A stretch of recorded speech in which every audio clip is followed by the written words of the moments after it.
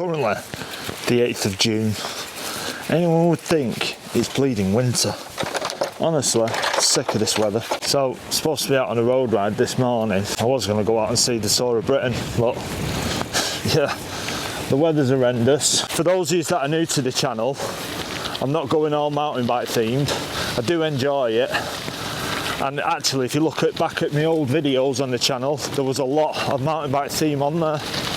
I used to do a load of mountain bike and then I moved to road for one reason or another. So because of the bad weather, and I've got my boys and I'm stuck for time, decided I'm going to go out on a mountain bike ride, just local around Tandle Hills, just to stretch your legs. The video I was going to film today was about century rides and how to get through them. Not to do with the training, just more my top 5 tips on how to best get yourself through a ride. So I'm going to get into Tandle Hills, and while these two go down some hills, I'm going to talk to you, give you my top 5 tips, because the other day I did a ride and oh my god, it was a beast. So, tip number 1. Now before we get into it, first off, this may be right or it may be wrong. I don't care. This is my 5 tips, and it's not going to be around training for the event, because if your event's coming up soon, which in the middle of June, you probably have got some big sportives coming up, your training should be done. So tip number 1 is nutrition. I can't stress this enough, is get your nutrition dialed, because if it's not, you're just destined for failure. Now, when I say nutrition, I don't mean taking a full Sunday roast out with you and cheese board and everything else. You need to be eating little and often. So on my edge unit, which I'm going to get into in the next video, I have a timer set for me to eat and remind me to eat basically. So what I aim to do on the ride is eat anywhere between 75 and 100 grams of carbs per hour. I did try going with 1 gram per kilo of body weight, but it was just far too much, and I had the shits after it, if I'm honest with you. But if I kept it around 75 to 100 grams of carbs per hour, and that was made up of, so when I did the Fred Whitton, I had Kendall mint cake, I took some of the Rice Krispies square bars with me, not the healthiest, but you're on a ride anyway, and it worked for me. I had sweets and some flapjacks as well, and I was just grazing upon that for the whole event, and at the end of the event I never had any shits or anything. Halfway through, my partner did meet me because I was feeling hungry, and I had a chicken and bacon sandwich, a bag of Square Crisp, can of Coke. When you get flagging on a ride, cans of Coke, that's when you want them. They really come in handy. You need to be practicing this a few weeks before the event, because if you get it wrong, you're going to fail, and trust me, I've been there and it's not nice. And along with nutrition is also hydration. So in your hydration, you can actually have carb powders or electrolytes. Electrolytes is something you really need to have. If the weather gets hot, you desperately need to have electrolytes. Trust me, they help. And when it gets really hot, me personally, whether you want to do this or not, I was actually eating them raw, because the sweat was just pouring out of me, like really badly pouring out of me. You'll see it when you do it, you'll have all like white on you, and that's your body salts coming out of you, which then gives you cramps if they run too low. So yeah, hydration, nutrition. So gonna have a go at this with the boys, and we'll get into tip number 2.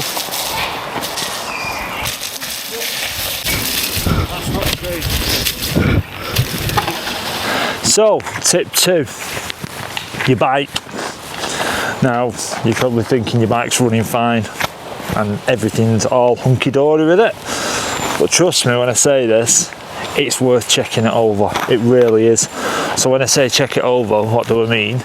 Well, first off, I personally, as I did for the Fred, is go over your tyres, inspect them, see if there's any small tiny shards of glass in there. If there is, get a little pick and pull them out, because trust me, it could have been sat there for months, but all it needs is that one little stone that pushes it that little bit deeper, and it's going to burst your tyre. And trust me, You don't want to be getting to 90 miles near the end of the ride and you get a puncture and then you're having to stop and repair, and it's just a big faff. Then secondly, I would also give your bike a bolt check. So don't just pull out some Allen keys and just start tightening things up as tight as they'll possibly go. Ideally what you want is a torque wrench, and just go over the full bike, check the spec for your bike and just check each torque. Now this is probably excessive here, but it's something I like to do, especially around the handlebar area, because if you're coming down some steep descents, you don't want your bars giving way on you. You really don't, because I've had that happen to me as well, and honestly, it's not fun. Check your brake pads, just pull them out, make sure there's plenty of life in them. If you're doing a hilly ride, trust me, as much as you're going up, you've got to come back down. And when you're going down them steep descents, if you've not got much brake material left on your pads, then it's worth replacing, because last thing you want is those going metal to metal. And yeah, you don't want to be having a crash. You really do not want to be having a crash. And then just make sure your chain's oiled or waxed, or whatever your preference is. Make sure there's plenty of life in that.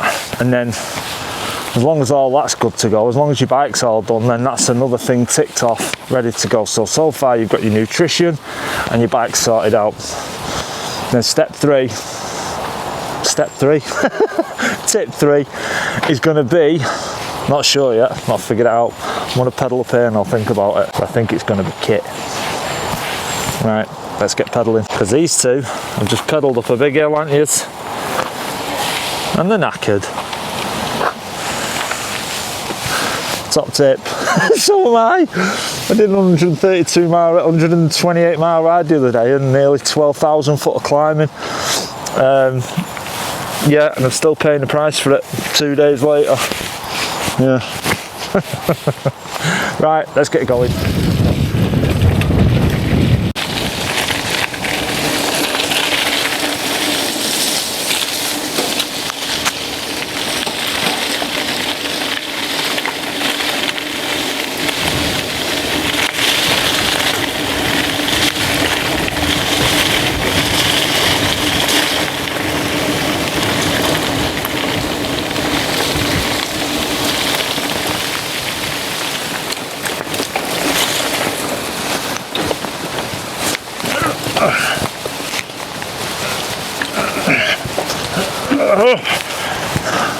So tip 3, so the night before the event, your bike's done, your nutrition's ready to go, so then you need to get your kit ready of everything you think you might need. What I do, start at the top of your head and then I lay everything out as I need it.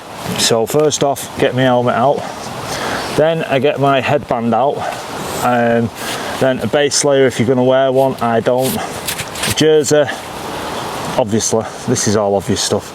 Heart rate monitor, bib shorts, socks, my shoes, check my cleats on my shoes, make sure there's plenty of life in them and make sure the bolts are tightened up. Then I think about stuff that I might need upon the ride. So I normally carry with me a bit of chamois cream for the old derriere. These two are looking at me. Then a battery pack. I usually take a battery pack with me because you don't want to get caught out and your battery run out low on you, and you might even want to charge your camera or whatever you're taking with you. But yeah, I always carry a small battery pack. It doesn't need to be anything fancy, just something to stick in your frame bag.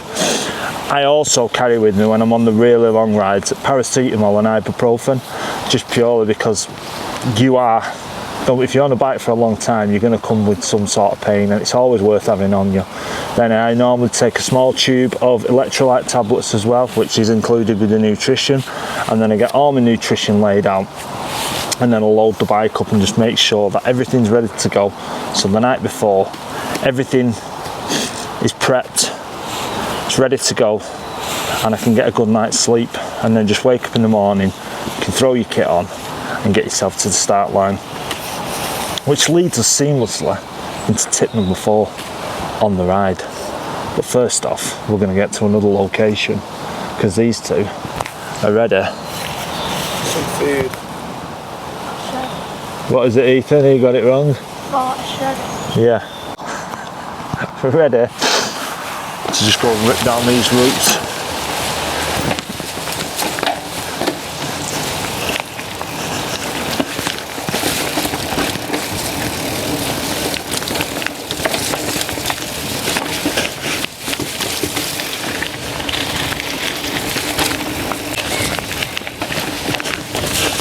Oh, Dad's still got it.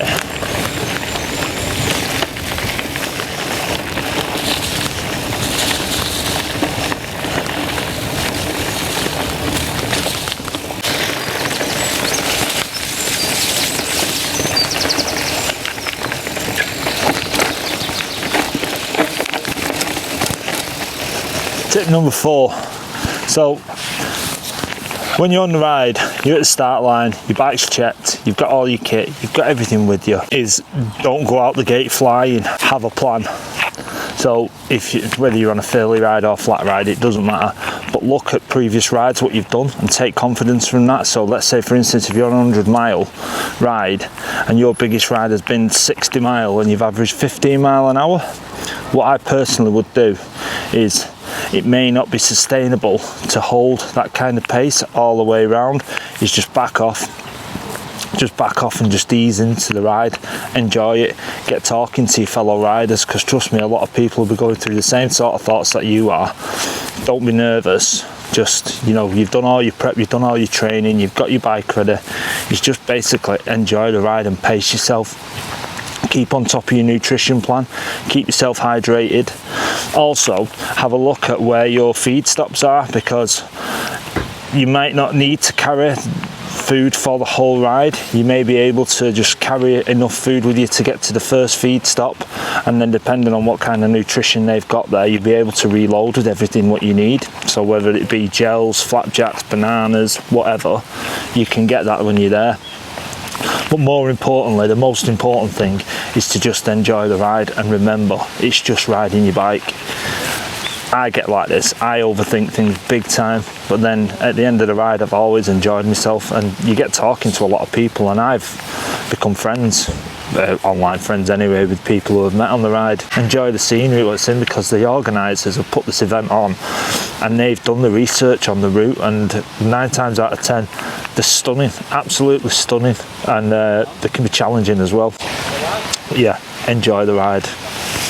Also, just going briefly back to tip number 2 on checking your bike over. If you're not confident in that, take your bike to a bike shop and get them to go over it. Just make sure that it's a reputable company and they're not going to mess your bike up. I personally don't let anyone touch my bike other than myself, unless it's something I've not got the tools for. Tip number 5 is kind of 2 things really, what I've not included so far, which maybe I should have done, is 1, have a look at the route, analyse the route. So for instance, when I did the Fred, everyone looks at the climbs, but not many people really think about the descents. But if you do read the notes from the Fred, they actually say be careful on the descents, and take heed of what they say, is be careful on the descents if that's what they mention, because some of them, honestly, some of them descents what I did on the Fred Whittam they were ruthless, like really, really bad. I actually had a Scott from Cycle the Nation did a series on all the descents, and I watched every one of them and just made sure that if there's anything on there that I needed to know, it was on there. And then also as well for the climbs, especially the big steep ones. So earlier on in the year when I did Mo Cop, I watched a few people's videos where they go up there with telemetry, and I analysed that as well. Is get used to look at the route that you're doing with the terrain. So bonus tip, if for whatever reason you don't manage to complete the event, don't let it put you off. Use it as fuel to train for your next event. So when I did my very first big long ride, and I'm going back many years ago here now, like Ethan was a baby, I did a ride from Butlins in Skegness back to Oldham, and I did it on a Carrera mountain bike, and it was brutal, absolutely brutal. And at 80 mile I actually threw the towel in and left 2 of my mates and got the train home, and honestly I was soul destroyed, absolutely soul destroyed with it. But I used it as fuel to train harder for my next event. Have you heard me out of breath? I used it as fuel to train harder for the next event. And then going into my next event, which was the Manchester to Blackpool, which now I think nothing of that ride. But at the time, I put pressure on myself and trained like a lunatic to get through it, and actually I smashed it. So I was dead made up with that. So no matter what happens, if you know, whether you don't get the time what you want or you don't complete the event, don't be too downhearted. As long as you've tried your best, and then going into your next event, you'll know 100% what else you've got to do. But yeah, on that, I'm going to end this video here. I'll see you soon for another video, and I'll share with you my new head unit, what I've got. Although any of you that follow me on Strava will be able to see it. Yeah, take care. Please consider subscribing, and I will see you in the next video.